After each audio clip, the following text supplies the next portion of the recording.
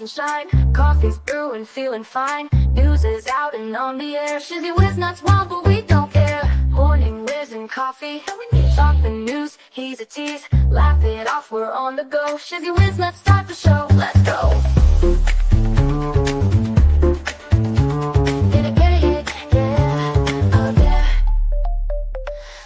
Spinning in the breeze, stupid jokes, he's such a tease. Sip the Java with a smile. Pants are off, but stay a while. Morning Whiz and Coffee. Talk the news, he's a tease. Laugh it off, we're on the go. Shizzy Whiz, let's start the show. Let's go.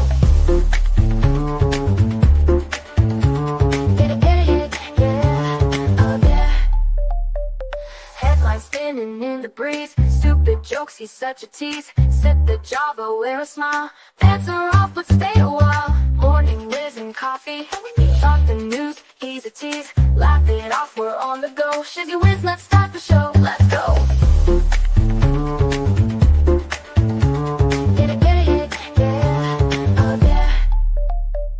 Serious is overrated. Every day we're caffeinated. Talk the town, but in a jest. Morning Whiz is always best.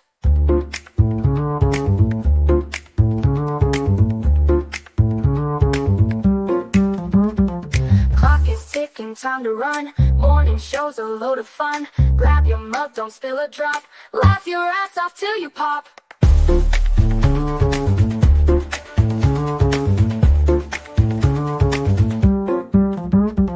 Clock is ticking, time to run. Morning show's a load of fun. Grab your mug, don't spill a drop. Laugh your ass off till you pop.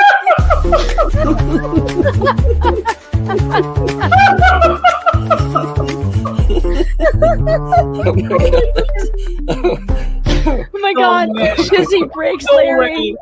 Shizzy broke Larry.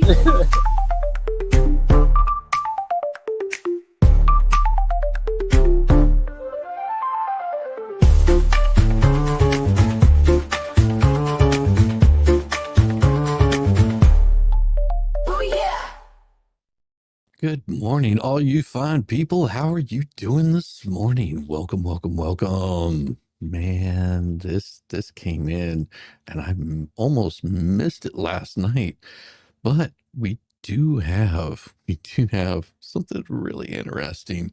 Check this out. Check this out. Federal grand jury has indicted a Milwaukee County judge accused of helping an undocumented man avoid immigration agents. Our Bill Miston joining us live from the Milwaukee Federal Courthouse. Bill, what are you learning? Yeah, well, Ted and Kim, that indictment came down within the last 45 minutes. A grand jury charges that Milwaukee County Circuit Court Judge Hannah Dugan helped an undocumented man evade arrest and obstructed federal agents from making that arrest. And They can't even say illegal. It's undocumented man. Well, that could mean anything, you morons. You know what an undocumented man would be. I mean, somebody that's not carrying around any sort of documentation of who they are. And he's documented just in a different country. He would be here illegally. his co-workers of Dugan and those involved in the incident in her courtroom back on April 18th testified before the grand jury today. Yeah, she Wisconsin Circuit Court judge, and I'm gonna mute this because the music goes, sometimes you get in trouble, has been indicted by a federal grand jury for allegedly assisting in an illegal immigration evade arrest. She was initially arrested and charged on April 25th for obstructing an official proceeding. Judges are not incapable of this too. She was charged after it was uncovered that she protected an illegal immigrant from federal agents, according to a criminal complaint. The judge was also charged with concealing an individual to prevent discovery and arrest, according to Fox News. And we've got more, because the federal grand jury indicted the county judge after testimonies were heard alleging Dugan tried to help an illegal immigrant evade arrest in her courtroom. On Tuesday, they deliberated over the charges with testimonies heard from Eduardo Flores Riz's attorney, the illegal protected by Dugan. Of course, I think they got this from AP or something like that because it's horrible. Milwaukee County Judge Christella Cervera, whose courtroom is next to Dugan's, and Dugan's court clerk also testified. Yeah, good morning, good morning, good morning. Yeah, some consequences are coming in. The judge's lawyer spoke to Fox News and asserted Dugan's innocence. So she didn't do it? Is that what it is? She didn't help him?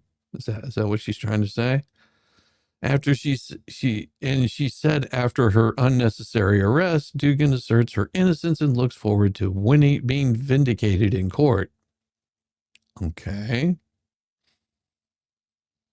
I wonder if she will be vindicated in court. She's expected back in court on May 15th, which will be tomorrow, as she faces federal charges of felony obstruction of a federal agency. What do you think a judge is going to say? Because judges are held to a much higher standard as are attorneys. It's about freaking time.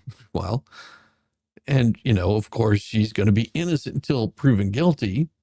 But, well, she seems to think she's free of this. The judge also faces a misdemeanor charge of concealing a person to help them avoid arrest and is expected to enter a plea on the charges tomorrow. Oh, boy. And, of course, what do you think she'll plead? Oh, not guilty. Well, Dugan is arrested by the FBI for allegedly hiding an illegal immigrant in her jury room in an attempt to stop ICE agents from arresting him. Now, it's not like this guy. It's not like this guy was just some random guy picked up off the street. No. See, I don't know if the news will talk about all of this, but we'll just see. Oh, crap, I just jumped on in Australia. This shite is a fuckery. Yes, it is. Gone to the dogs. Good to see you. Long time no see. Let's see if they dig into it. Yeah, this is from Sky News Australia. Well, agents from ICE, FBI, CBP, and the DEA attempted to arrest Flores Ruiz following his criminal court appearance in front of Dugan on April 18th. Let's see if they tell you. So many judges are corrupt evidence. One Levy County, Florida judge. Yeah. Flores Ruiz faces 3 misdemeanor charges of battery for allegedly assaulting 2 people.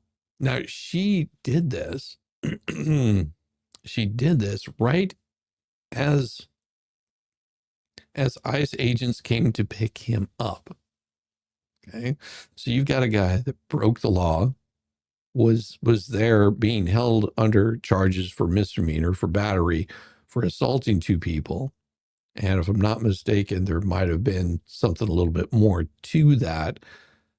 But yeah, Dugan was the judge, and whenever she found out that ICE was going to be there, she locked him out of the courtroom until she could usher him through the other courtroom and escort him out there, which then ICE had to go chase the guy down. She basically let a criminal go. This is why judges should be held to a much higher standard, because they have that capability.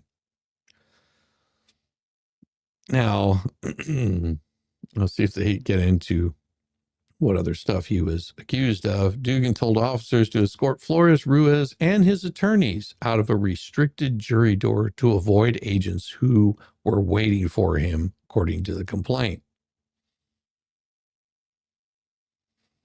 because they were going to send him back to whence he came. During the appearance on Fox News America, reports Attorney General Pam Bondi blasted Dugan. Well, yeah. You would not believe that a judge really did that. You cannot obstruct a criminal case, and really a shame on her. It was a domestic violence case of all cases, and she's protecting a criminal defendant over a victim of a crime. Good morning, Rickles. How you doing? Good to see you, Tammy. Good to see you. Good to see you, Debbie Webb. Yeah. U.S. Attorney General Bondi also slammed Flores wrist for attacking two people so badly that they had to go to the hospital. And a judge was just more than happy to throw her career away for it.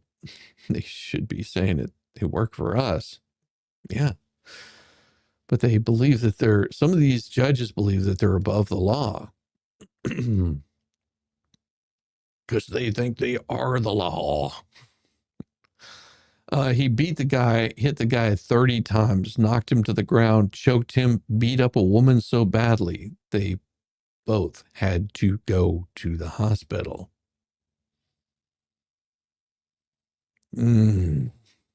Yay. Yeah. Yeah, that was the shenanigans that happened because someone decided that was the way to go about it. And is that showing up? Let me do this real quick. Turn off the JavaScript on this page. So I'm not going to log into your garbage. There we go. Let's see if that fixes the problem. I think that'll take care of it. Let's see here. Show this tab instead. That one should work. So a federal grand jury indicted Milwaukee County Judge Hannah Dugan on May 13th on charges she tried to assist an undocumented immigrant. See, here's what really was aggravating. Now, the reason the Milwaukee Journal Sentinel posts things like this is because the AP came in and said, we're going to stop calling them illegals. We're going to stop calling them illegal immigrants. We're going to start calling them undocumented immigrants. That's what the AP decided back in 2016, I think it was, or maybe that was during Obama's last years. They decided, well, it's just too cruel. We can't call them illegal aliens for being here illegally. Although that's exactly what they are. We change the wording, we can change what everybody's mind is of what these people actually are. Morning, Captain Kern, but it was mostly peaceful beating. Hey, Captain Kern, how you doing? I hope you're having a good one. On May 13th, on charges, she tried to assist she did. Escape arrest from courtroom last month, putting her at the center of the growing dispute between Donald Trump and the judiciary. No, this is stupid reporting. It's dumb, and it's absolutely ignorant of what's happening here. Because this has nothing to do with a dispute between Donald Trump and the judiciary. What this has to do with a growing dispute between the judiciary and the rest of the population of the United States. Majority of people do not want to have illegals in this country. Now, they have got no problem with having someone that's from another country being here, but go about it the right way. That's what we were supposed to be doing this whole time. It would make you think that if you've got a judge like this, what other kind of things is she doing to allow criminals to not be charged? Two-page indictment accuses Dugan, 66, of obstructing a U.S. agency in concealing an individual to prevent arrest. The two charges carry a maximum penalty of 6 years in prison, a $350,000 fine, but sentences in cases involving nonviolent offenses typically are much shorter. Except he was a violent criminal. Dugan is expected to enter plea tomorrow, but members of her defense team issued a statement. As she said, after her unnecessary arrest, Judge Dugan asserts her innocence and looks forward to being vindicated in court. Well, the indictment came after a string of witnesses entered the federal courthouse throughout the day on May 13th to testify before the grand jury. Among those making appearances were Alan Freed Jr., Dugan's court clerk, and Mercedes de la Rosa, who was the attorney for Eduardo Flores Ruiz. The undocumented immigrant, the illegal alien, at the center of the case, De La Rosa has withdrawn from the case. Smart move, because they might end up being in trouble too. Also giving testimony was Milwaukee County Judge Krista Cervera, a misdemeanor judge whose courtroom is next to Dugan. She arrived and left with the defense attorney, Michael F. Hart. Cervera, Hart, and Freed declined to comment when reached at the courthouse. The grand jury of 20 people returned the indictment against Dugan at 5:10 on May 13th before U.S. Magistrate Judge Nancy Joseph. The grand jury didn't return an indictment against anyone else in Dugan's case. The vote by the grand jury was not disclosed, something that is not unusual. Joseph said the requisite number was recorded to indict. 12 of the 20 jurors needed a vote for it. After the brief indictment, that reminds me. After the brief indictment return hearing, Joseph reminded the grand jury of their oath to keep the proceedings secret. Acting U.S. Attorney Richard Froehling appeared for the government, which is unusual, highlighting the profile of the case. The case stems from the arrest of Flores Ruiz, 30, at the Milwaukee County Courthouse on April 18th. On that day, 2 federal agents eventually chased Flores Ruiz down outside the courthouse and apprehended him at the West State Street and North 10th Street downtown.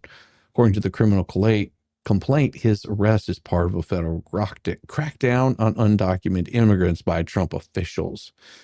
A week later, Dugan was arrested at the courthouse, handcuffed, and taken into federal custody to appear before a federal magistrate. Dugan's arrest was announced nationally by FBI Director Kash Patel on social media platform X. The indictment is so short that it omits a number of details provided in the earlier criminal charges against Dugan. That criminal complaint said 6-member arrest team showed up on the 6th floor of the Milwaukee County Courthouse on April 18th with plans to arrest Flores Ruiz. Said that La Rosa, his attorney, took pictures of the individual members of the arrest team and alerted Dugan's clerk, Freed, that the federal agents were outside the courtroom, telling him where they were seated and what they were wearing. Freed, a former employment law and disability rights attorney, informed Dugan of the situation. The indictment then accuses Dugan of leaving her courtroom and confronting the 6-member arrest team in the hallway, falsely telling them that they needed a judicial warrant, not an administrative one, to take Flores Ruiz into custody.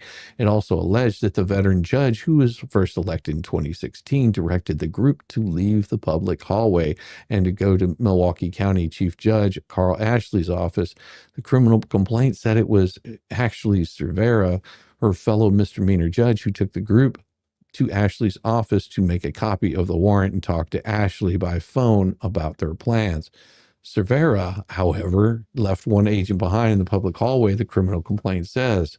Dugan is accused in the indictment of then expediting Flores Ruiz's case by handling it off record while most of the arrest team members were in Ashley's office. Dugan then directed Flores Ruiz and his attorney, De La Rosa, to exit the room via a non-public jury door, according to the indictment. That door led to adjacent hallway into the public area on the 6th floor of the courthouse with elevators. Dugan told De La Rosa that her client could appear by Zoom for his next court date. But the federal agent who was left behind by Cervera saw De La Rosa and her client in the public hallway and got onto the elevator with them, leading to Flores Ruiz's eventual arrest. Flores Ruiz is being held in federal custody in the Ozaki County Jail. He is expected to have a new public defender named before his next court hearing on May 14th. Dugan's arrest at the courthouse has prompted widespread criticism from protesters and local government officials. Milwaukee County Chief Judge Carl Ashley has said that his colleagues are all concerned about the manner in which Dugan was handcuffed at the courthouse. Really? You're concerned about a sitting judge that did something illegal, and you're concerned the way she was handcuffed. Really?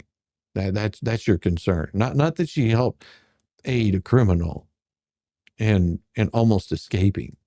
No, not because of that.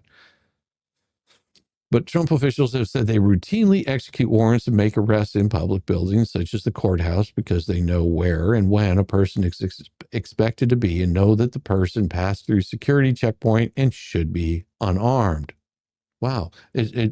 What you're saying, that it could be a lot safer. You don't have to worry about them possibly opening fire on federal agents, causing more injury or possibly bystanders' injuries.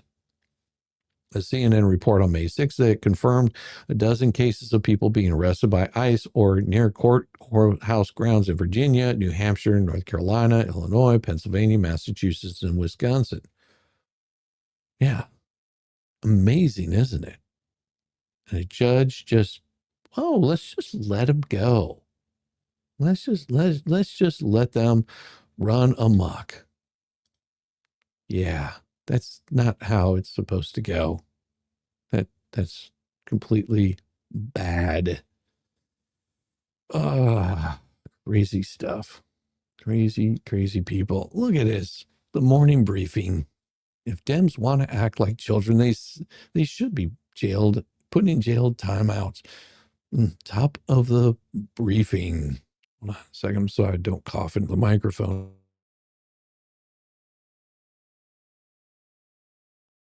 Damn, it's morning. Mucka.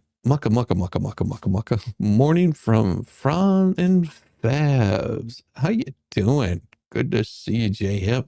I hope you're having a good morning. Sorry, I might have not been paying any attention to you, chat. All of a sudden, the Dems are saying that while she could be charged, the prosecution should use their discretion and not charge her. Yeah, of course. That's what you want to do. Yeah. We could, arrest a criminal, or we could, set an example of being really nice. Happy Wednesday, dear Cruiser Morning Briefing friends. I'm not even going to try to say the name. Spent all of her free time making custom kelp scrubs for medium privileged jazz flautists. The Democrats are not pleasant people. They've always had some rough edges, and the post-2016 version of them is chock full of awful. Their hatred for President Trump truly has poisoned them because, well, they're miserable. They want to make sure that everyone else is too. Seriously, these people are real buzzkills. Their only response to President Trump's return to the Oval Office has been what must certainly be one of the longest collective temper tantrums on record. Again, it's all part of the noise offensive that we have already discussed this week, but it all also happening because, as I wrote in Don't Let the Hippies Shower, progressivism is the toddler mindset manifested in adult political philosophy. They can only respond to not getting what they want by lashing out. They hope to scream, to stop their feet, to fill their diapers until everyone around them capitulates. So the adult Democrats who are acting out are doing little things like, breaking the law or threatening to do so. Perhaps some harsher timeouts will help them change their disruptive ways. We soon shall know. Do you remember the Milwaukee County Judge Hannah Dugan was arrested after she helped an illegal immigrant accused of domestic violence evade ICE agents by sneaking him out of her own courtroom? Democrats flipped out because the sitting judge was arrested and charged with obstruction and concealment. Suddenly, the same Democrats who were chanting "no one is above the law" were outraged. Yes, outraged that someone who broke the law was arrested. Now, the country won't be safe until all of the rogue judges who become political cancer in the judiciary have been made clear to them that their episodes will not be tolerated. After being unsuccessful at thwarting Trump's reelection, they've only gotten worse. When the people tasked with applying the law are breaking it, society is truly doomed. Sending this clear message to Dugan is a good start. As he wrote on Friday's last briefing, seeing a New York Attorney General Letitia James Park walked out would be nice too. Meanwhile, other adults, alleged adults, are embarrassing themselves in the name of resistance and begging to be dealt with. Chris wrote yesterday about the staffers of the Library of Congress not letting Trump nominees in to do their jobs. Real mature stuff. Of course, America's dumbest bartenders in the thick of things. And this is from Bet T over at Twitchy, because this is going to be good. Yeah. I gotta show you this over here. There we go. Yeah.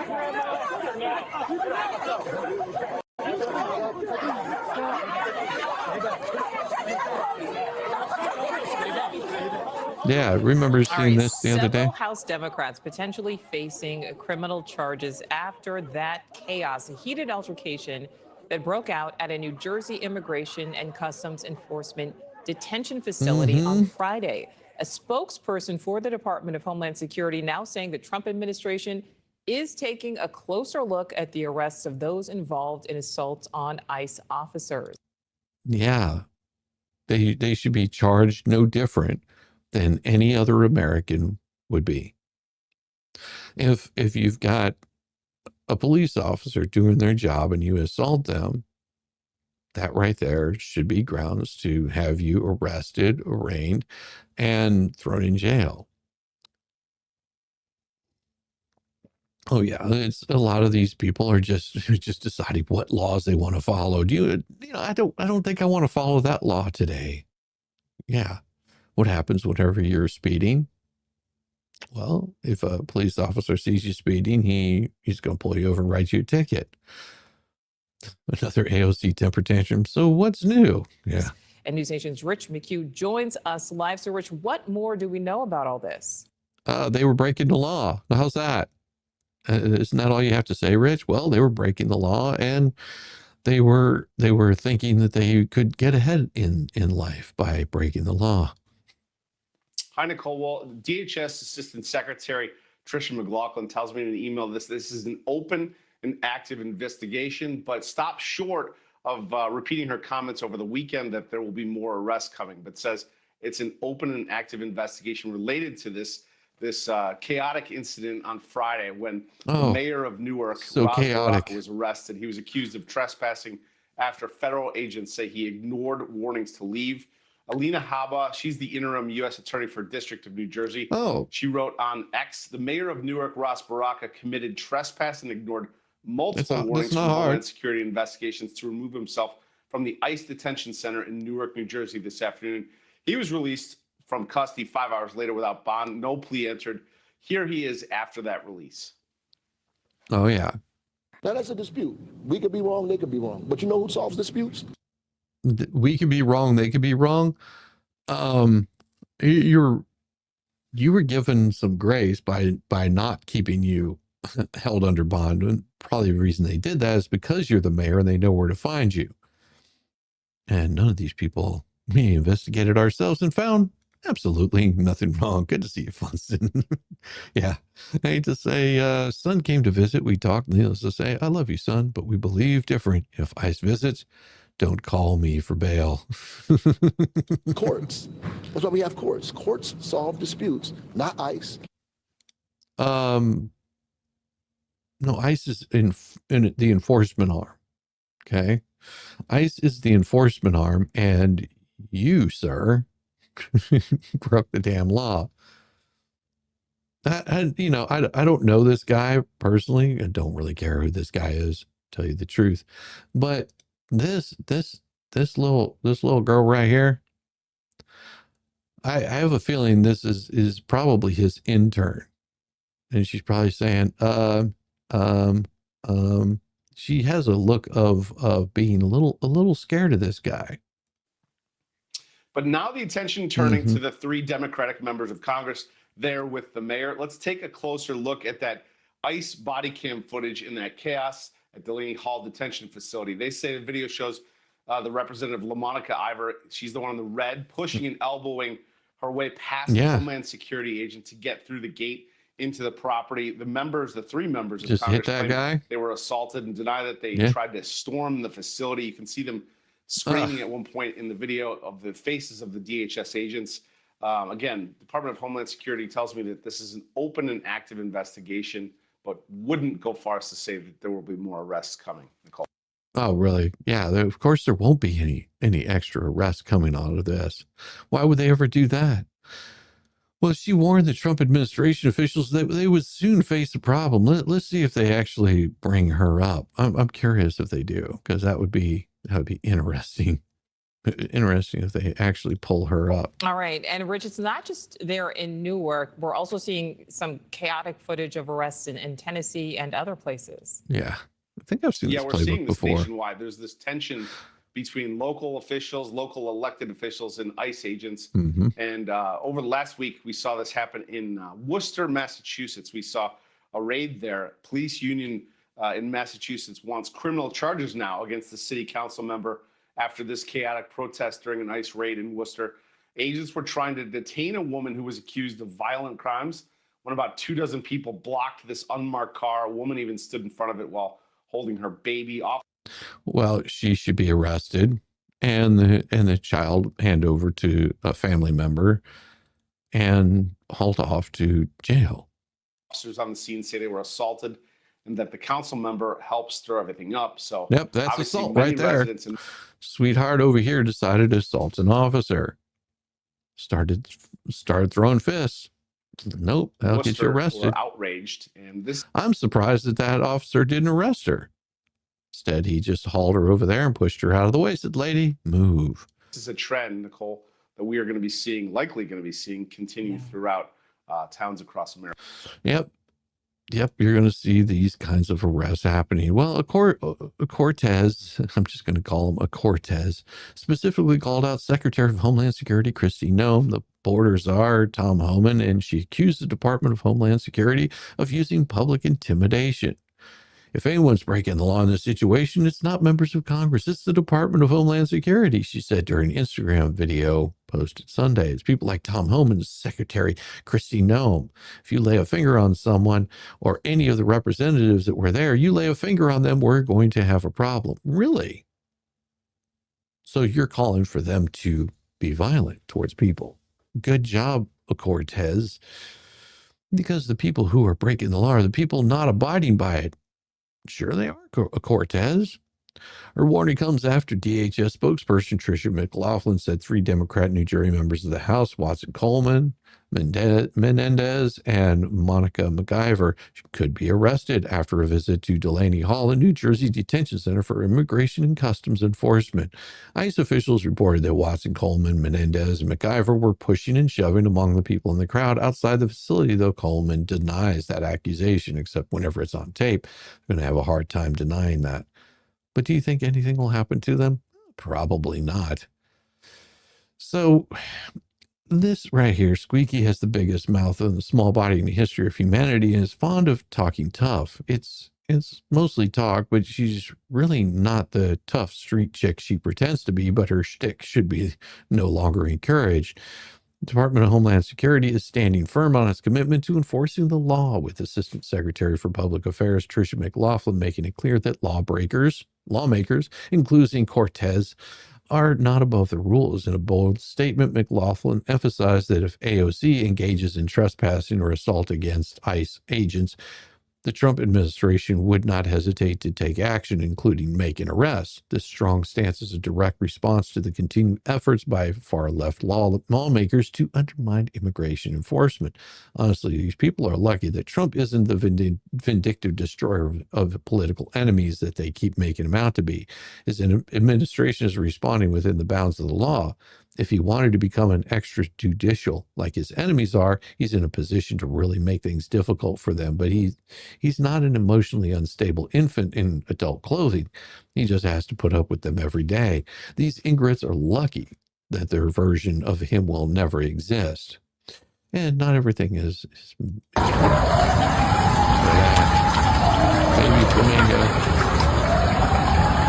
Look at him. Look at that.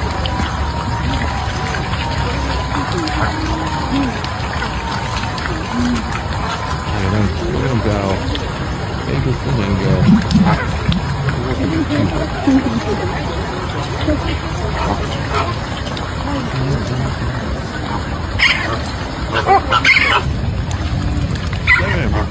him. Oh, so cute. So cute. Debbie, the weather is playing havoc on us all and our achy bones too. Maybe that's why I'm hurting today. Just getting old. It's one of those things I think happens every so often. Well, the Washington Post critics take notice that MSNBC is a cesspool of bias. Well, sort of. Into every life, a little sunshine must fall, or something I hadn't done a good, or something in a week or two that was just busting to get out. Moments of clarity and honesty aren't regular fare in mainstream media news organizations like the Washington Post or the New York Times, so they really stick out when they do happen.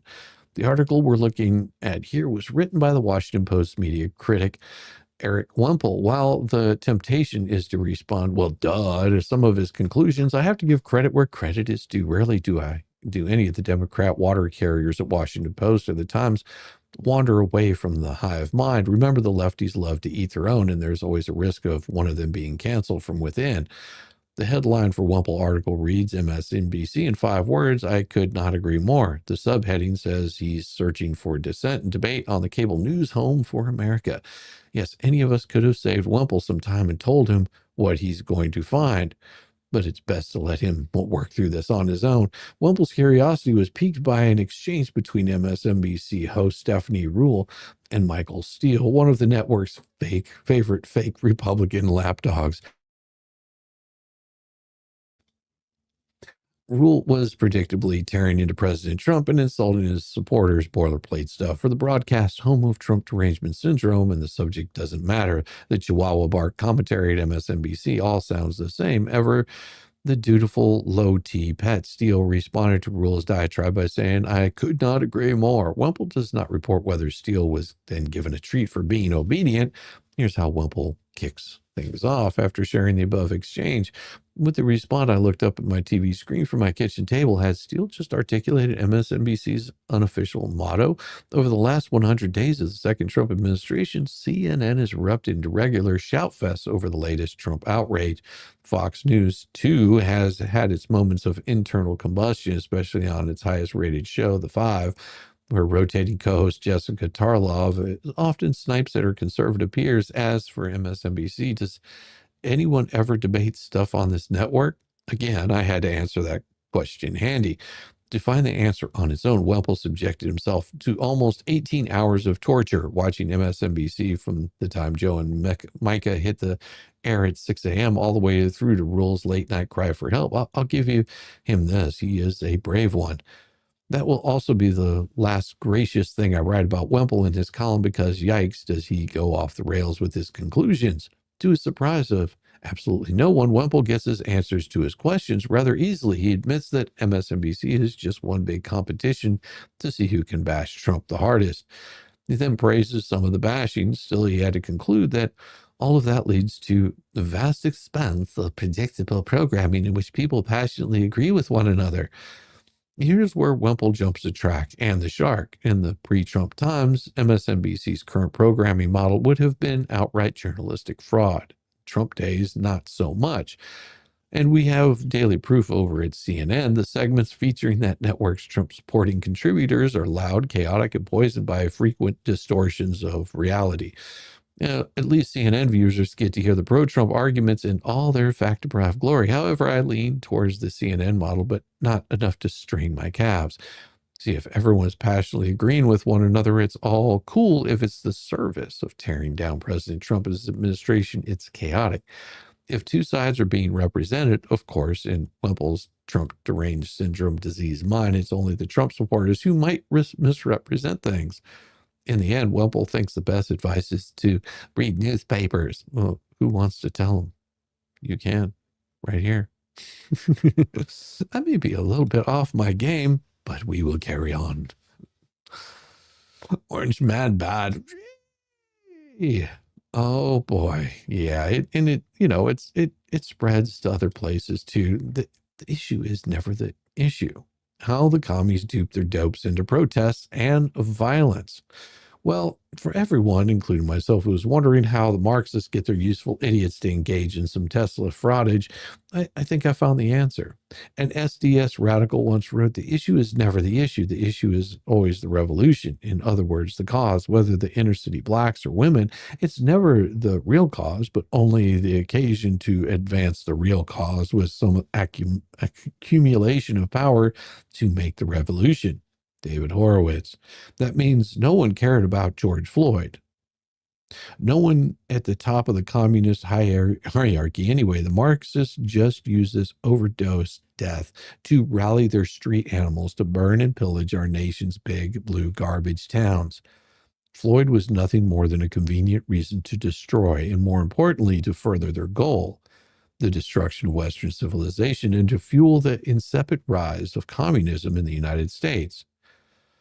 Factorama Bolshevik Vlad Lenin set street-level communists around the world to spread propaganda and cause chaos. They were also encouraged to rationalize every move made by the Kremlin. He referred to these lickspittles as useful idiots.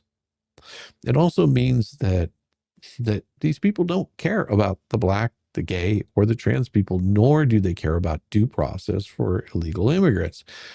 What about Tesla? Sure, the communist pig doggies aren't happy about Elon Musk, and Doge raiders are cutting off the U.S. taxpayer money that was funding the Democrats and some of their unquestionably obedient Marxist myrmidons. But your typical senior citizen protest most likely doesn't realize that the duty of useful idiots is to spread lies and cause chaos.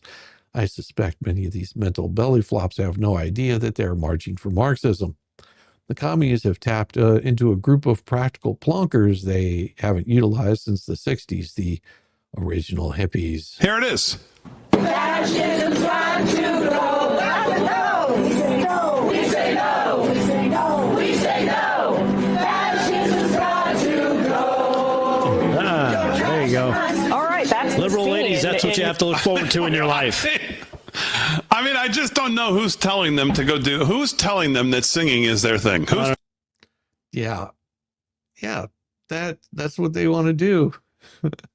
After being mothballed in the early 70s following their protests against the Vietnam War, perhaps their graduations from college, the hirsute soap-dodging offense terribles faded into the workforce. Yet more and more we're seeing crusty old flower children geezers reemerging to protest whatever their commie masters command them to, even if that means keying cars designed to save the planet. Yeah, what is it with old people in Tesla? Hey, caught this on my car after we returned to the grocery store today. This dude just thought he did something really big, but he just looks like an idiot. Yeah. Looks over at the car and goes, what am I going to do? Well, me and my bright, shiny car. This car's too nice. I can't have this sitting here. How dare they? How dare they? You know what? I'm thinking about it. Instead of just getting in my car and moving on with my day, I think I'm just going to go key this car because this looks like I'm so angry at Tesla. So angry at Tesla. I've got to do something. Yeah. Whereas I would prefer to spend my golden years reeling away walleye out of Lake Erie. Many of today's bygone beatniks are eager to dust off the protest signs, roll up their sleeves and on their liver-spotted arms, and once again tune in, and this time around be home in bed by 9 p.m. Also, Thomas Sowell knows why the elderlies are easy meat for the pinkos. Actum is a way for useful people to feel important, even if the consequences of their activism are counterproductive for those they claim to be helping and damaging to the fabric of society as a whole. My grandmother baked me cookies. This one prefers to spend her remaining time on Earth fighting to keep rapists in her grandkids' neighborhoods. Yeah.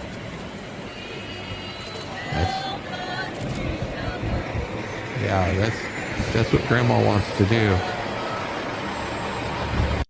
Yeah.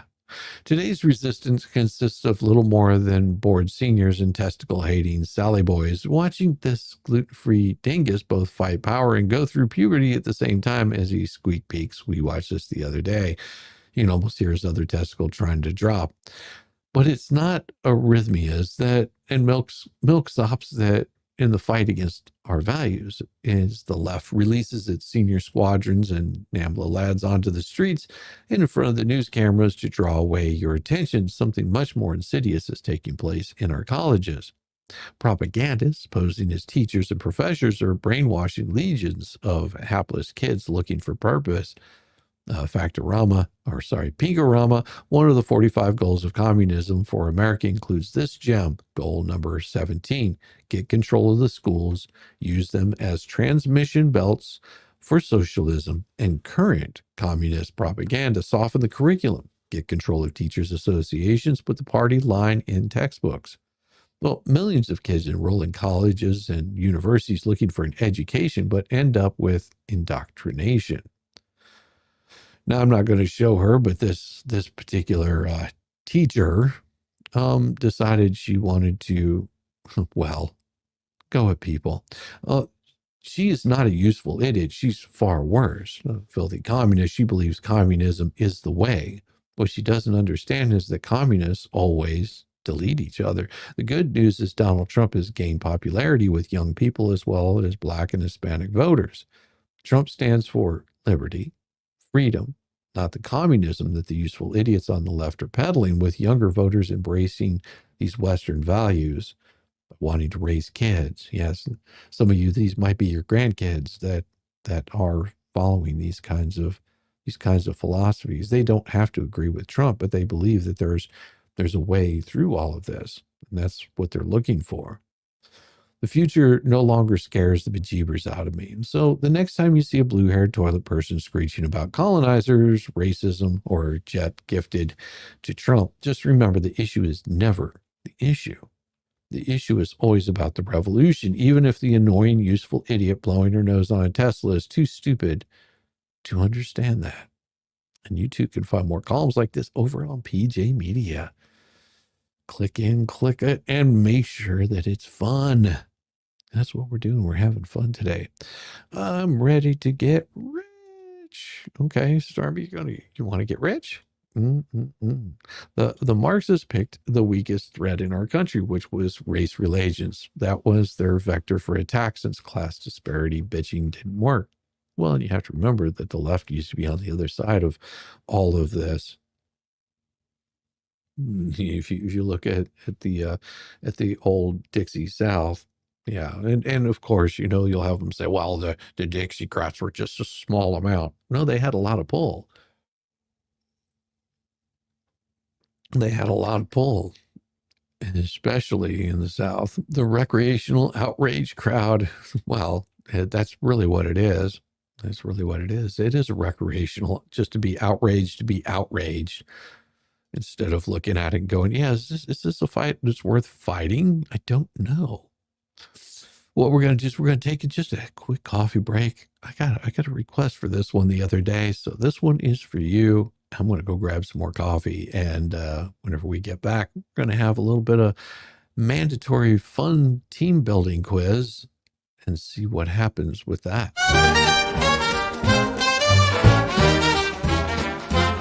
Sandy shores, get a tan, Rambo the orangutan. Driving a golf cart, oh man, Rambo is half crazy, yes he can. Well, that SOB's a sight to effing see. Oh, Rambo's rolling, as the sun he's free at last. While Shizzy has his coffee, these two are having an effing blast.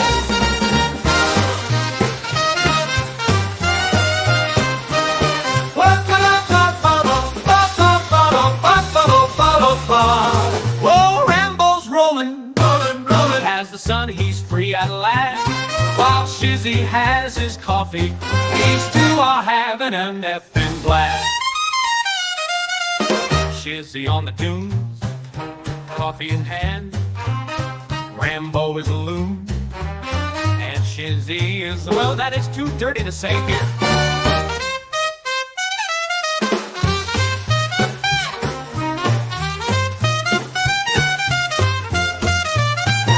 Shizzy on the dunes, coffee in hand. Rambo is a loon, and Shizzy is that is too dirty to say here, Oh, Rambo's rolling, as the sun he's free at last. While Shizzy has his coffee, these two are having an effing blast. Otters in the surf, hummingbirds in the sky. Rambo honks the horn and spits in Shizzy's eye. Oh my! Oh, Rambo's rolling, as the sun he's free at last. While Shizzy has his coffee, these two are having an effing blast. Oh, Rambo's rolling. Rambo takes a turn, driving to the wave. Otters wave their paws, telling Rambo, not sure, but if you could understand otter, it probably wasn't nice.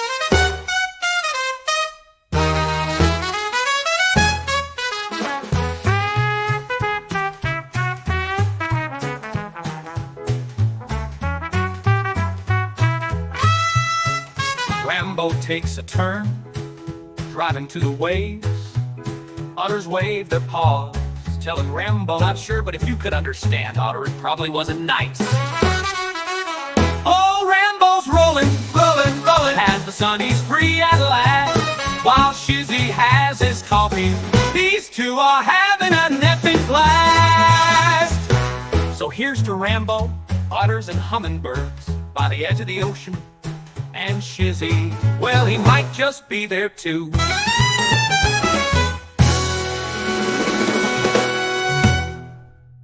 Well, here's to Rambo, otters and hummingbirds by the edge of the ocean. And Shizzy, well, he might just be there too.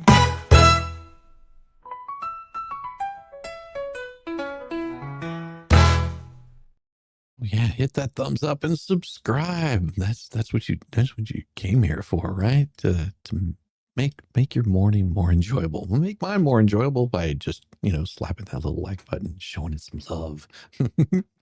Mandatory fun team building quiz leads to a $38,481 court judgment for a nurse. Well, personality quizzes are everywhere on the internet. Yeah, this one we talked about the other day.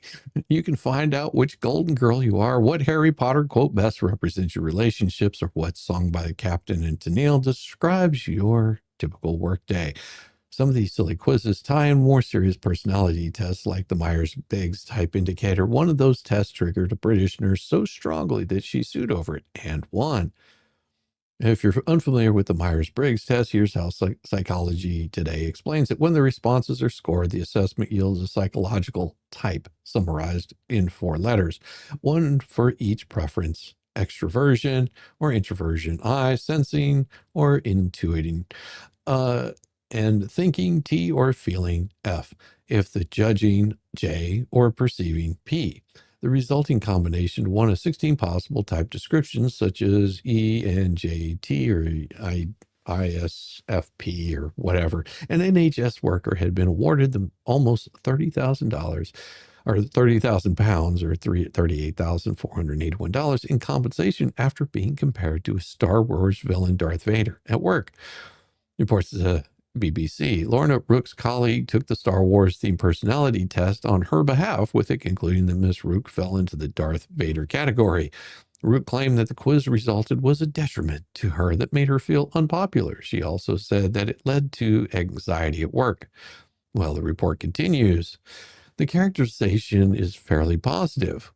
You want to know what the legendary being aligned as personality is insulting? Who would want to be known as a very focused individual who brings the team together? At the same time, it was mean of her coworkers to take the test on her behalf, and the results wouldn't necessarily be accurate because she didn't answer the questions herself. Side note, maybe it's hurtful for a quiz to compare you to a villain, but if you're going to be a villain, might as well be someone as cool as Darth Vader. Besides, Darth Vader has a redemptive arc at the very end of Return of the Jedi. Not a bad way to go, huh? The incident had to be indicative of the underlying issues between Rook and her core workers. The result of a personality quiz shouldn't be enough for somebody to quit her job after 18 years, so there must have been other things going on. The BBC characterizes the quiz result as one of the reasons for her resignation in 2021.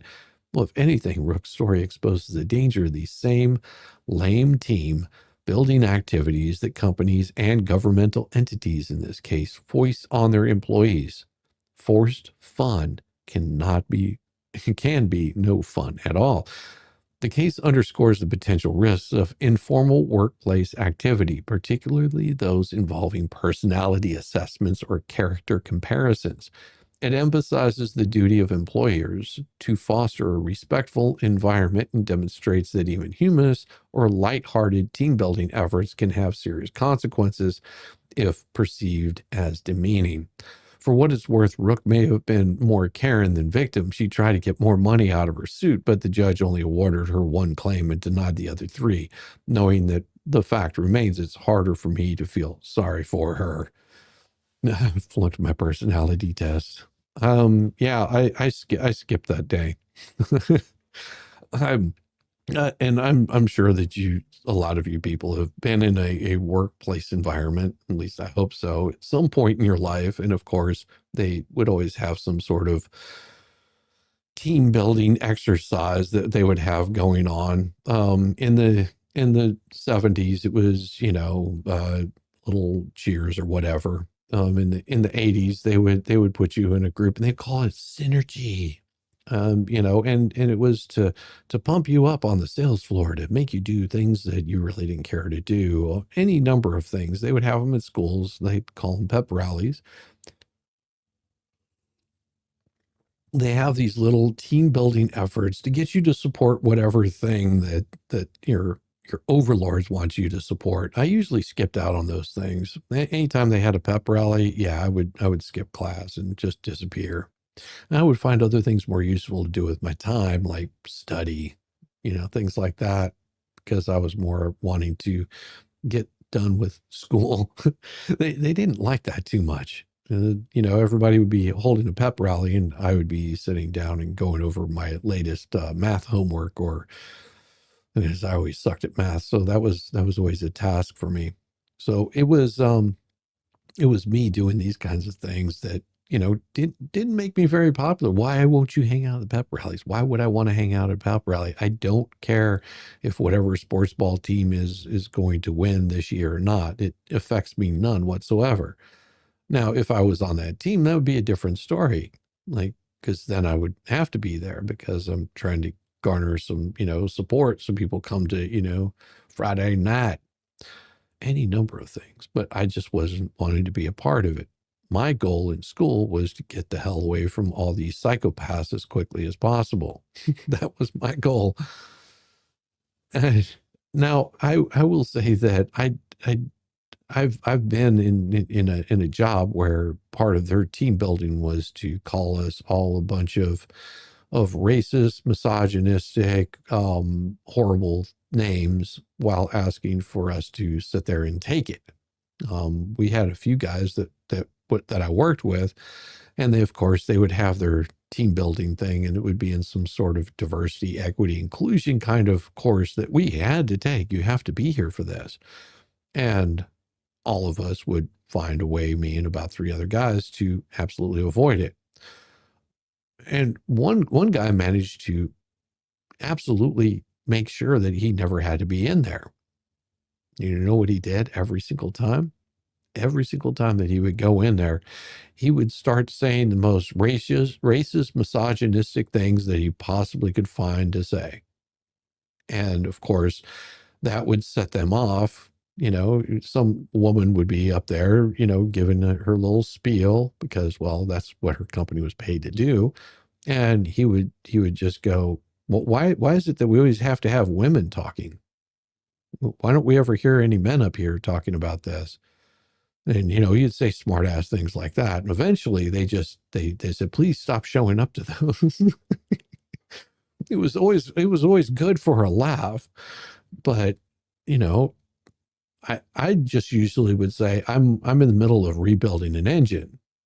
I've got a customer that's waiting. They need to have their car, or I'm rebuilding a transmission, or I'm pulling this car completely apart. Or I would just disappear on lunch break for, the time that those people were there, as me and a few other guys would do. We would hear that, oh, they're coming. You got to be there for this. And then what we would do is we would dodge out. And of course they would come at us and say, well, why weren't you there? We'll just send you home for the day. It's like, okay, you want to send me home for the day? There you go. I'll just leave that car set on its rack and I will go home for the day. Worked in a shop full of guys that had very little interaction with females. We didn't need to hear about how misogynistic we were. We were there to do a job. We weren't there to placate somebody's social life. How did we get our workers to tolerate our shitty and stupid decisions? Team building exercises, piss poor management. Yeah, usually that's what it was. During school, I avoided anyone who wasn't part of my neighborhood. I was bullied a lot, all due to my brother's mental deficiency. Yeah, that would happen quite a bit. I mean, I usually hung out with the people that were like the outcasts and was totally fine with that. I didn't mind, you know, we found that we could give each other a hard time and nobody got upset about it. You know, when some of us were kids, you could do that. You could make fun of your artarded friend for being artarded, and they would laugh along with you, and they would call you short or silly or funny looking, and you would come back with a barb or a jab, and then at the end of the day, you would go home and go, man, I can't wait to see that guy again tomorrow. I came up with a new thing I can call him. It was part of growing up, you know, and we would constantly push it to the limit up to the point where, you know, violence would break out. And some also hung out with the outcasts. Yeah. A few got me nervous because I searched them on eBay and they were selling for thousands of dollars. It's crazy.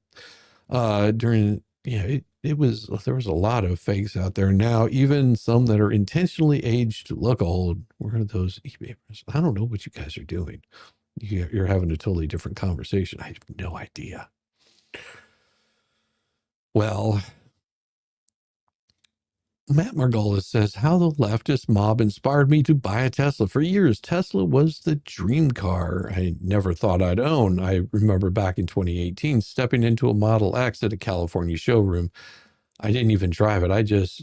But just sitting inside it made a lasting impression on me. It was sleek, cutting edge, and exuded innovation. Still, I told myself it wasn't practical. I convinced myself it was too expensive, too flashy, too unrealistic.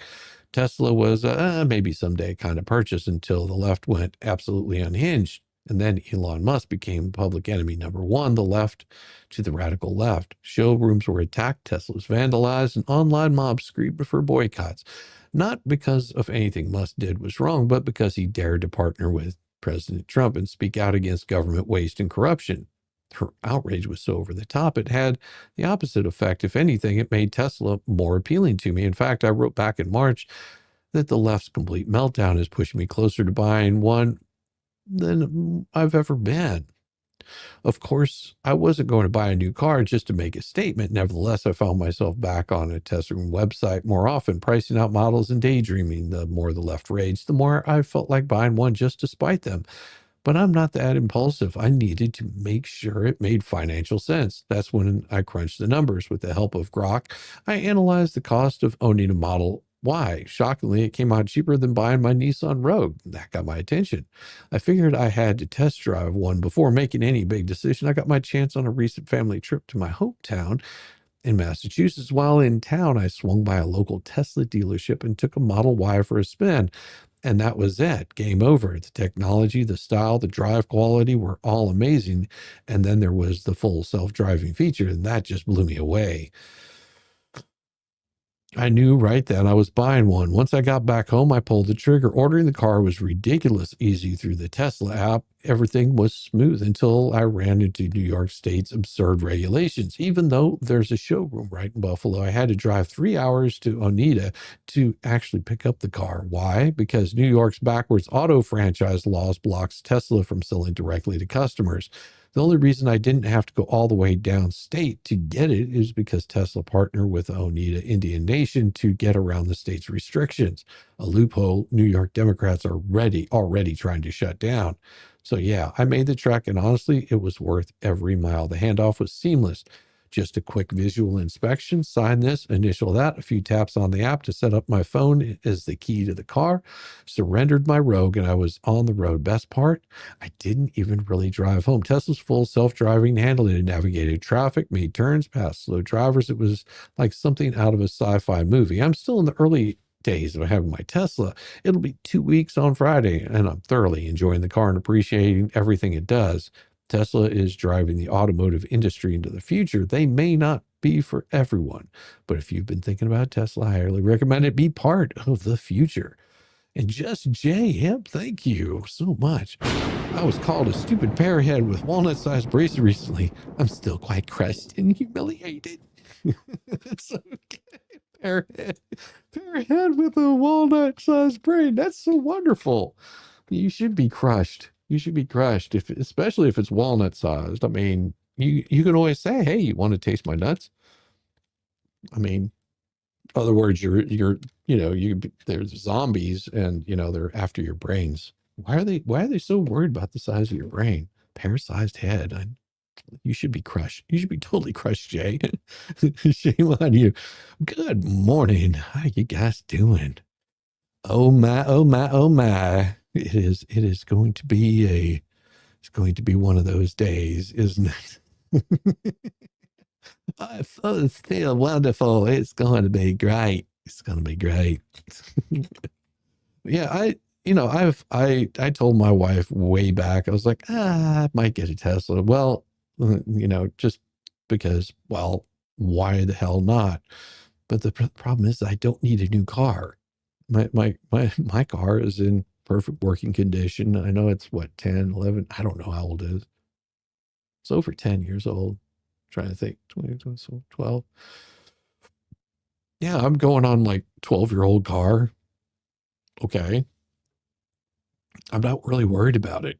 You know how it affects me having an older car? None. Plus, I just put new tires on it last year, and those tires will probably outlast the car. So why would I want to buy a new car? But hey, if you're going to buy something, might as well get something that you enjoy driving. It's not very hard. It's not very hard. So let me close that right there. And what is this one right here? Oh, here we go. I like this one. This is the party that prays for collapse. 12 years old. Michael Jackson were here. He wouldn't be interested in it anymore. Walnut size means it has to work overtime. Do you get paid for that? Does it get paid extra for the being walnut size? Good morning, Shizzy and Jack. Good morning, Volstorm. Good to see you, Jack Buck. Good to see Chrissy C. Missed your live stream last night. I need to listen to the restream. Yeah, it was fun. I was having a good time. I was quite enjoying it. I think I might have set a couple of people off a little bit, but hey, don't care. See, like I said, I'm not always been part of the in crowd. Sometimes I like to think outside the box and think on my own, because life is like a box of chocolates, Jenny. Sometimes you never know what you're going to get. Like maybe a slap. Exactly. She's still driving a 99 Cherokee and have had a PLE of a pile of fun cars. The price might sound high, but if it's right, it's cheaper in the long run. True, except mine is paid off. That's the beauty of it. It is like I told my wife, I said, the next car I get will probably be another used car. I would say almost my entire adult life, every single car I owned was used. It would be anywhere from 5 to 6 years old. I don't think I bought anything newer than that. It wasn't like I bought last year's model or something like that, or some certified, vehicle. I mean, whenever you're delivering pizzas, you can buy a car for $500 and run it into the absolute ground, and maybe do that, like 6 times in less than 6 months. I think I'm the only person I know of that made money off of used cars, by totaling them out. It wasn't intentional. It's just there's really crappy drivers, and whenever you're on the road, 10, 12 hours a day, you tend to run into quite a few more, like physically run into quite a few more. Yeah, I totaled out, was it 4 or 5 cars in less than 6 months, I think is what it was. It was an insane amount. I mean, people were tracking it. It was, and each one of them was the other driver's fault. Insurance covered it, and like I said, I would buy a $500 car.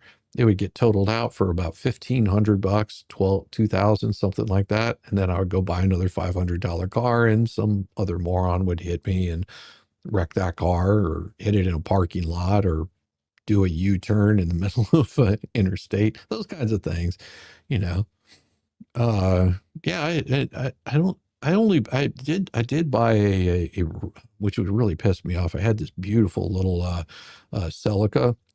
It was a great little Celica. It was a two-door, had the flip-up headlights. It had and it was the one of the last of the rear-wheel drive um uh Celicas that they was it no one rear-wheel drive? Trying to remember. Yeah, because I remember the axle came out of it. Yeah, it was a rear-wheel drive. I think it was 80 something model. And man, that car was I paid $200 for it, and all that it needed was a front seal. That's it. It was so easy to replace. You just pop off the what some people call the harmonic balancer. You pop that thing off, pop the old seal off, pop the new one in there, close it back up, tighten the bolt back down, and that thing, because it was dumping oil like crazy, I popped that seal out, put a new one in, and took me all of like, I don't know, 15, 20 minutes to do. And I got a $200 car that had blown out rear shocks. I put new rear shocks on it, and I drove that thing for about 3 months, and I got it totaled out twice.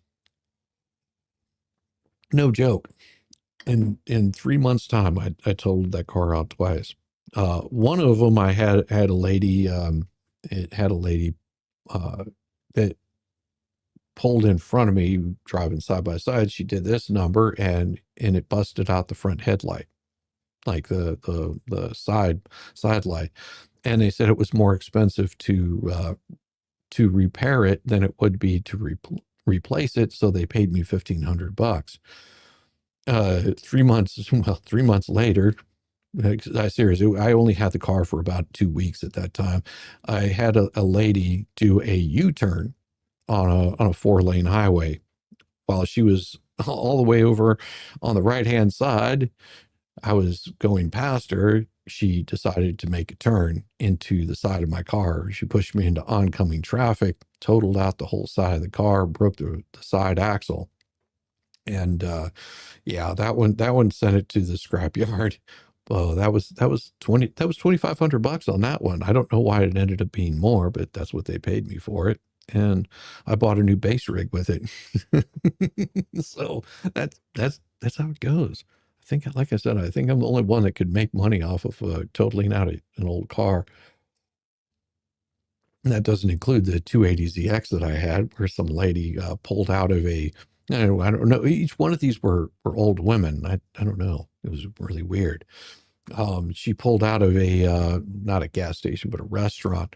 And I was driving like I normally would drive. And I don't know if she didn't see me or what, but she pulled out, and I collapsed the whole front end of that 280ZX into the front quarter panel. You've got this big beam that's there. It totaled my car out, just put a big scratch on hers. I was so pissed.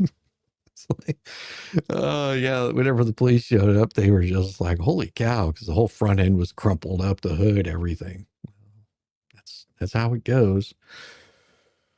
I was told I needed to replace the air compressor. I'll use for windows if needed. Plan for early morning runs. Otherwise, it's good. I believe if not bought off the floor and only 29,000. My car got fixed. I'd go film the Amish horses. If my car got fixed, I'd go film Amish horses. Oh, that'd be awesome. I bought an 09 Challenger when they first came out. Had a 71 GTX. I'd restored. After driving both, I sold the Challenger in less than a year because it just wasn't the same. Oh yeah. There's complete difference right there. Yeah. 1931. Don't know why my phone computer changed it, or caffeine not kicking in yet. One of the two. So the party that prays for collapse, a house divided against itself, cannot stand. Abraham Lincoln spoke those words in 1858, not as a metaphor, but as a warning. The country was tearing along the seams of ideology and morality. Lincoln saw it. He feared America could not endure as both a slave state and a free one, when he was right. But even then, Lincoln hoped the Union would stand. He didn't root for secession or sabotage. He didn't pray for the Southern crops to fail or cities to burn to make his case. He confronted the moment of agony and clarity, defending the flawed system while preparing to save it from itself. That's what leadership once looked like. Now, fast forward 165 years, we are at it once again. A house divided, this time not by geography, but by worldview. One half the political spectrum clings to a fading legacy and aging standard bearer. The other half fans the flames of decline, cheering for economic downturns, legal chaos, or worse if it means stopping Donald Trump. That's not leadership. That's nihilism with a press pass. And the Democrat Party, fractured, directionless, consumed by grievance, still seems willing to let the beams of the House rot out completely as long as Trump can't walk back through the front door. Of the Biden legacy, a ghost in the spotlight. This month, Joe Biden's re-entry into the public spheres felt more like a forced cameo than a rallying cry. Democrats wheeled him out, all the enthusiasm of a company bringing back its failed CEO to convince the investors the stock's worth something. As Matt Vespa reported, the unease among Biden's own party is unmistakable. The base isn't energized or exhausted. When it gets worse, the Labor Department quietly admitted that the Biden job boom was padded with hundreds of thousands of ghost jobs, fabricated data to maintain an illusion. Well, this wasn't just spin, it was a bureaucratic lie that undermines the trust that holds democracies together. Yes, Democrats with no credible successor and no fresh message are struck defending the corpse of an administration while pretending it's still breathing. While the irony, the more they try to prop up Joe Biden's past, the more they spotlight their absence of a future, and they're betting on ruin. There's a chilling new edge to Democrat strategy. They aren't just rejecting Trump. They're hoping America suffers through enough to reject him too. As PJ Media revealed, prominent left-leaning voices had become openly disappointed by positive economic news, jobs growth, market recovery. Consumer confidence are seen as not good signs for the country, but as threats to their campaign. To think about that, they're not asking voters to choose a better path. They're praying the path collapses under us so the public turns back in fear. Dr. Martin Luther King Jr. once warned that destructive means cannot come about destructive ends, cannot bring about destructive ends, cannot bring about constructive ends. Okay. Destructive means cannot bring about constructive ends. He lived through a time when America's promise was being violently tested, yet he called for reform, not ruin, progress, not collapse. He appealed to the conscious, not chaos.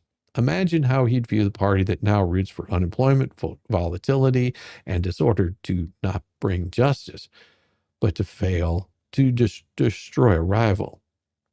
Escalation and its echoes in here, the temperature rises again. It's not just economic sabotage, it's rhetorical arson. Red State recently documented a growing trend, assassination fantasies directed at Donald Trump, shared by and amplified by voices once considered mainstream. What began years ago as crude jokes from late-night hosts has morphed into outright public musings from influencers, podcasters, and even academics. History has seen this script before. The third act never ends well. After the Civil War, political tensions birthed the little helmeted guys there, a terrorist group that used fear and murder to preserve power and punish those who challenged the social order. The escalation didn't begin with bombs. It started with words, with the belief that some enemies were unworthy of rights, mercy, or life. The government eventually cracked down, but only after lives were lost and scars were carved into the American conscience.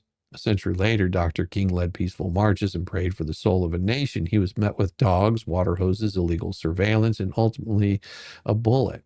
His death was not the act of a lone madman. It was the culmination of decades of moral erosion and political escalation. The moment we treat opponents not as people, but as problems to be erased, we've entered the same dangerous territory, and today's rhetoric is walking us right back to it. Why this matters now. This isn't about Biden, Trump, or the 2024 election. This is whether we still want the country to succeed, even when someone we don't like is in charge. Because if we don't, we become a nation where half the population roots for failure just to feel politically vindicated.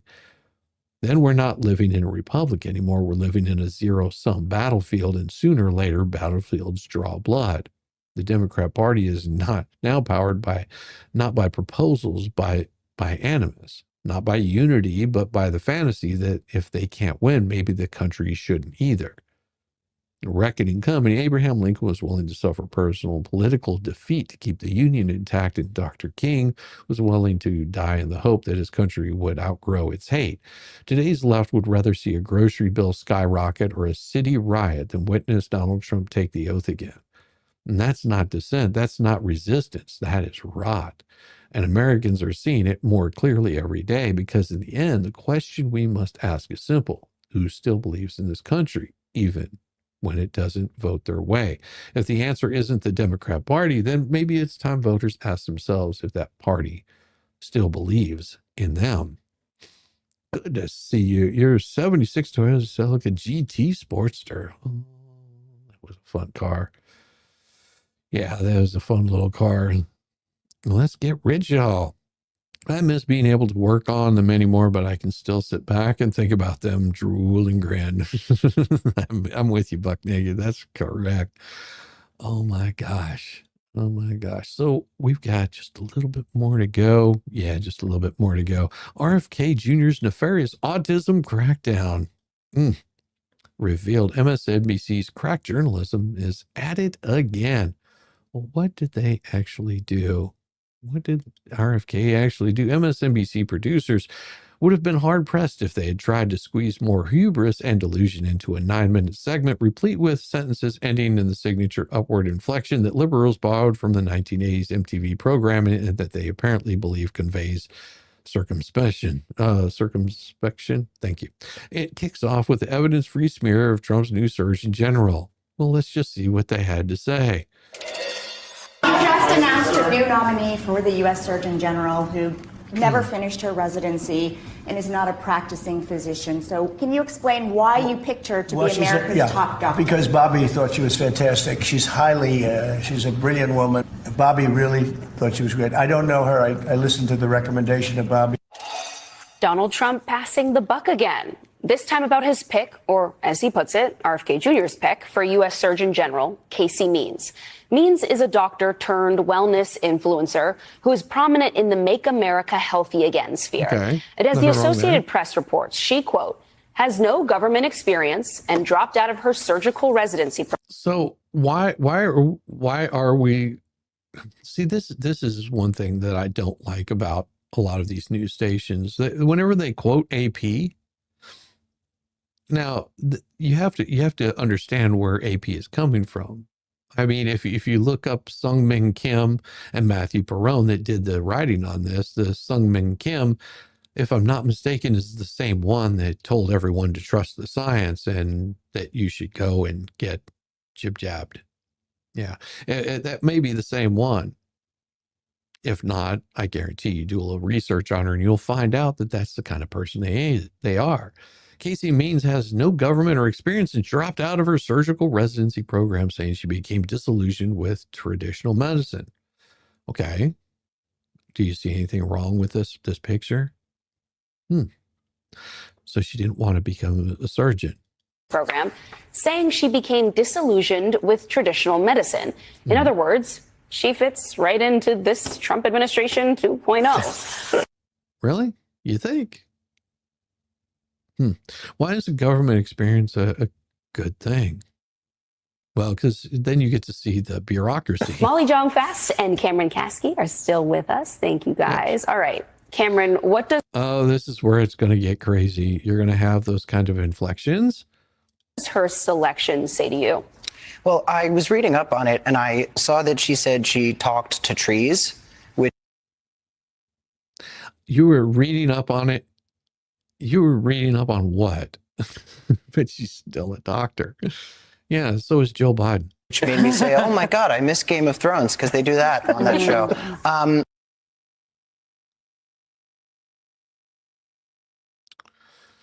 It's very concerning. I think that the Make America Healthy Again movement is one of those examples of something that's so absurd we get to... No, that's right. It's absurd. Let's not be healthy. That sounds like a good idea. Let's not get healthy anymore. I also noticed something here that I don't know if you guys can see, but who in the hell is sitting back here in the background? Looks like they're hard at work. distracted from how very dangerous it is. But there are outbreaks happening all over the country right now, and we're all outbreaks happening all over the country. Most Democrats talk to trees. Yes. So tell me what outbreaks are happening all over the country. Have you guys been paying any attention? Because of course in my feed I get all kinds of like this weird kind of news. Usually it's coming from the AP that there's a big outbreak of flies and they're going to have to start deleting some of your livestock. Oh, that's coming, by the way, just in case you haven't been paying any attention. Do you remember at the very beginning, what was about 100 days ago, there was some sort of bird flu that was going about? Well, and it never got any legs.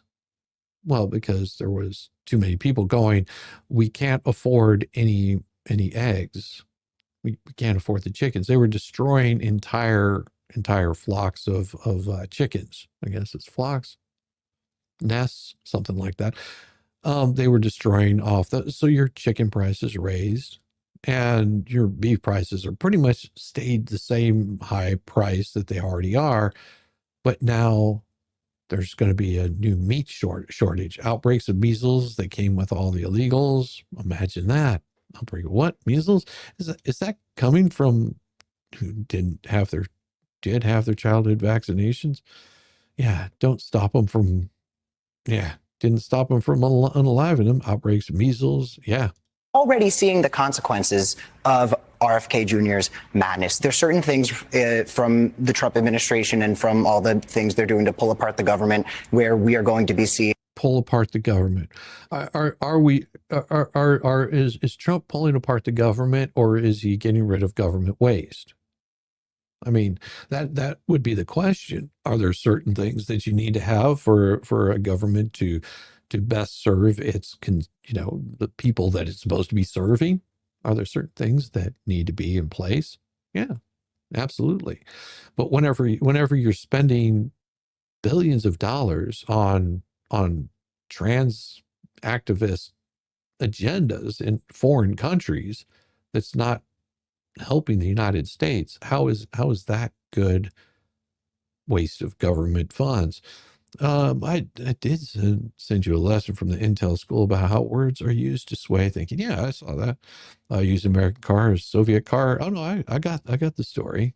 I got the story. It's very good. The effects for decades. This is one of them, and we're already seeing it. I think actually the most interesting piece of all of this is that the Make America Healthy Again movement is not actually unified behind her. There are a lot behind her. Just like, Trump Surgeon General Pick endorses MAGA World Rift. MAGA World Rift. You don't have to be behind somebody 100% to support what they're doing. Just idiots. See, this is why the left has such a hard time with the right, is because we don't have, well, most don't, there are quite a few that do have this moral compass that they want to, my moral compass is not always going to be the same as somebody else's. But we don't go after somebody because they don't believe every single thing that we agree with. A lot of people who think she's not sufficiently anti-vax. We have this quote from some MAHA leader, Mike Adams, writing on X. She's not a health freedom advocate. She's not a vaccine truther. She'll never recommend natural cancer cures or remedies. She's basically cosplaying as a MAHA champion. In reality, she's an establishment pick, and she'll push the establishment narrative, 100% guaranteed. Count on it. Who cares? Who cares what I don't know who Mike Adams is and don't really care. Don't really care who Mike Adams is. Can't wait until Nancy and Chuck do time. So is she too crazy or not crazy enough, Molly? So you're calling her crazy. I don't care. Here's the thing. They're wanting to get rid of a lot of bad decisions that these people have made over years. That's all these people are so upset about. It's just a way to make an attack on somebody. And I'm not going to watch 9 minutes of their bullshitting because, well, Molly Youngfast is an attired in military green Hillary Clinton-esque pantsuit straight out of Communist Fever Dream. As always, it's out of self-interest or more ignorance. They failed to correctly diagnose why most people have lost confidence in public health apparatus. Well, what do you think it is that people lost confidence on? Was it maybe the telling people that you're going to lose your job unless you do what you tell them to do? Maybe that kind of promotion. I mean, here's something. This is a thought exercise. So what caused the housing crisis? What was it, 2008? What caused the housing crisis? Everyone says, well, it was subprime loans, right? You know it was subprime loans that caused that issue. But if you see what caused the subprime loans, that was both Democrats and Republicans sitting down and deciding that we needed to be equitable to people. People that were too broke to make even the simplest good life decisions by, getting off of welfare and such. They wanted to make it where everybody could afford a house. They called it affordable housing. So if you're wondering where that affordable housing comes from and where it's trying to get back to again, that's what it was. Oh, there's not enough houses. There's not enough inventory. That's just some of the things that you'll hear. If you want to see how much inventory there is out there, just pull up Zillow. You'll find plenty of houses, plus plenty of property, and actually at a pretty decent price. Now, you may not want to live there because, well, it means you have to put some sweat equity into it, like maybe putting walls or a roof or things like that. But you can buy a house pretty damn cheap. You just have to do the work to make it livable. That's the problem. Nobody wants to do the work. So what happened? What was it that caused the subprime loans? Well, the Democrats, Republicans got together and they started telling banks that you're not being fair to people that can't afford to make house payments, and you need to make it affordable for them. So what we're going to do is we're going to create these little arm loans, and we're going to make sure that it's just an escalating amount of interest that's going to be charged on them, and then it's going to get really damn expensive for them to actually be able to afford it. When we know they can't make their house payments in the first place, but that means you can default on the loan, then you can just turn around and sell it again like some used car salesman. Yeah, there's a little thing that you guys didn't know about it. If you look at a lot of these used car lots, you'll see them all the time. You'll be driving along, you'll go, man, for a down payment of $2,600 or $500 or $1,000, I too can own that 2-year-old Nissan, whatever, that usually was bought from an auction at that price that's your down payment. That's usually what they're paying for it at a car auction. So whenever you see those low first payment kind of things, and then they put an interest rate of it that's like exponential because you couldn't afford a car in the first place. So it's going to be more expensive than if you went to a dealership and purchased a car and put like a large percentage down on it. But hey, you got a car for really cheap. And yes, if you make those payments, it's really good. And that's how they make their money. So that's what banks were basically doing, is the same thing. They would get these houses really cheap, and they would turn around and your down payment is what they paid for the house. So if you lose the house, it's no skin off of their back. They're already taken care of. 0% down, 300% APR for the last 3 months. Exactly, Sir Frank Otter. That is exactly what it was. And it was banks that were being forced to do it. Now, if those banks did not comply with what the federal government said to do, they would lose their federal funding. They would lose all of their backing. Thank you so much. I appreciate you, Sir Frank Otter. I'll give you a shit show song here in a little bit. And what happened is at some point in time, people started defaulting on loans. Yes, you cannot afford $1 million home. And let's put it this way: my wife and I, the first home, she actually purchased that home because I was a broke musician. That's basically what it boiled down to. She purchased that home, and in doing so, they didn't require much of a down payment on it, although she could have probably afforded it at the time. to get something that was more expensive. But her and I talked about this is what we can afford. This this keeps us where we can still have some sort of income that isn't spent just on our mortgage. And whenever the housing market, because I think we got that in 2006, if I'm not mistaken, I think it was 2006 we got that house, and 2 years later that house was so underwater in what it was valued at that if we would just waited for 2 years, we probably could have gotten a much better location to live in. So that's what happened with the housing market crash. But she was eligible for over $1 million loan. They were like, yeah, whatever size house you want, we'll finance it for you. Now, did we need something like that? No, we got a sensible home and for a reasonable price. That the housing market tends to cost more and more. And Sir Frank Otter, this is for you. Welcome to the shit show. Oh, yes. Every single day. Been here for 3 months, 10 months, almost a year. It's almost your birthday. Dumber than a bag of rocks. Monday, bullshit. Tuesday, bullshit. Wednesday, and then 4 more days of increasingly stupid, ridiculous, ignorant, boulder, dash, poppycock, bollocks, and fuckery. We'll do it all over again. Oh, yeah.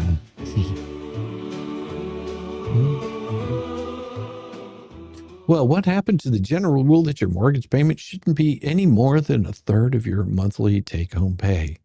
Well, because if you start splitting all those things up in thirds, then you'll find out that you're not doing really well. I mean, it's not hard to find a piece of property. I find singing this song in your sleep. First house bought under Carter mortgage rate at 18%. Well, you got off lucky. Some people had it even higher than that. Yeah, it's crazy. Carter was not a good deal, I will tell you. It was insane. Yeah, they keep trying to get me, my wife, to refinance out of for 60%. Ooh, what the hell is wrong with them? Technically, I've been here 14 months, but YouTube is a-hole. I know. They keep trying to get you refinance out of 3.32. Yeah, that's not going to happen. Bought a $30,000 house with $3,000 down, 10% interest in 1972, 1979, a $220 per month payment. Yeah, and you were probably paying quite a bit for that by the time it was all said and done, especially if they were adjusting the interest rate. There's another of those traditional things that were thought to be out of date and moved on to something more progressive. As always, out of interest or more ignorance, they fail to correctly diagnose why most people have lost confidence in the public health apparatus, including its fixation on vaccines. RFK Jr.'s popularity is a downstream effect of the constant lies told by these exact media figures about the COOF vaccines. Okay. The gall of these people daring to bring up medical norms as if they didn't viciously violate the most sacred of all medical norms, informed consent. For years, to force an experimental drug on a 6-month-old babies as if they did not float the idea of sending the unvaxxed to re-education camps. Kick them out of ICUs to die in the cold, stripping them of their jobs and the right to travel, and literally pew-pewing them. Yeah, call me the malicious, but I'd love this to mutate into a virus that causes almost instant deletion to the unvaccinated. I'd sit watching how they suddenly rush out to get and fall over waiting. Yes, I told you. I'm effed off with them. Yeah, another NBC panelist then weighs in with the truth the institution's mantra that has so spectacularly failed that they keep repeating it like a kind of incantation, as if peasants will come out if they just simply harangue them into trust the experts just one more time. There used to be a time when Americans would trust our institutions to be able to give us good healthcare advice, or give good science, or give us good vaccine guidance. But now we don't trust that, just in the same way we're supposed to believe the Department of Justice is spying on us, or that the deep state is running the CIA, or running Department of Defense. Well, once again, the blame for societal collapse of trust of the institutions of power falls not at the feet of those institutions that have abused their positions of authority to the detriment of the public, but instead the conspiracy theorists who might be noted have been vindicated again and again and again in recent years vis-a-vis Russiagate, the lab leak, dozens of other debunked official lies. But the coup de grace on this train wreck comes near the end when the bulwarked host Cameron Kasky claims that Medicare and Medicaid information is being used to put autistic people on a list and crack down on autism. The co-panelist adds, lest there be any ambiguity about what's being suggested, there's no historical echoes that shouldn't be worried about, right? That's right. MSNBC would have you believe that RFK Jr. is quietly putting together a government registry of autistic people in order to pack them into trains headed for camps where work will set them free. All houses sold FHA, HUD, that was the repo, was held by the government, then dumped on the housing market, which blew the market.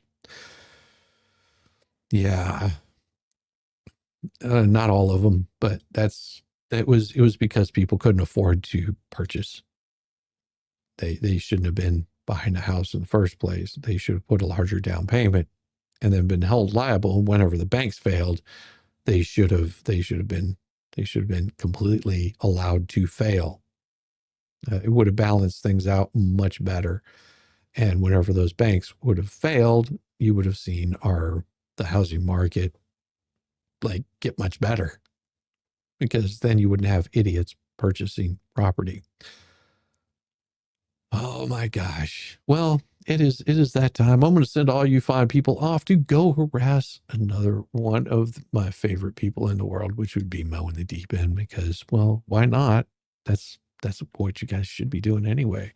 Go harass that lovely young lady and make her feel welcome. And with that, everyone, I want you to have a good day, and I will see you probably tonight. We'll see if a good pleading comes out tonight. And take care. See you soon. Bless your heart. I thought I was the only mentally challenged one here.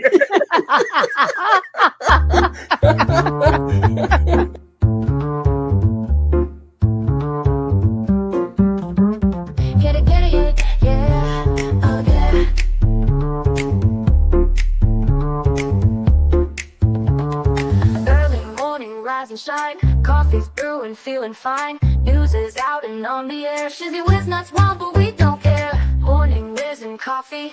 Talk the news, he's a tease. Laugh it off, we're on the go. Shizzy Whiz nuts, start the show. Let's go. Get it, yeah, oh yeah. Headlines spinning in the breeze. Stupid jokes, he's such a tease. Sip the Java, wear a smile. Pants are off, but stay a while. Morning Whiz and Coffee. Talk the news, he's a tease. Laugh it off, we're on the go. Shizzy Whiz, let's start the show. Let's go. Get it, yeah, oh yeah. Headlines spinning in the breeze. Stupid jokes, he's such a tease. Sip the Java, wear a smile. Pants are off, but stay a while. Morning Whiz and Coffee. Talk the news, he's a tease. Laugh it off, we're on the go. Shizzy Whiz, let's start the show. Let's go. Get it, yeah, oh yeah. Serious is overrated. Every day we're caffeinated. Talk the town, but in a jest. Morning Whiz is always best.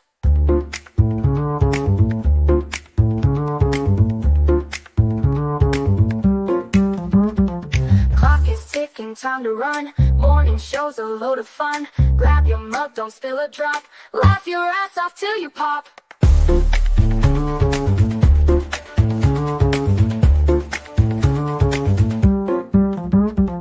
Clock is ticking, time to run. Morning show's a load of fun. Grab your mug, don't spill a drop. Laugh your ass off till you pop.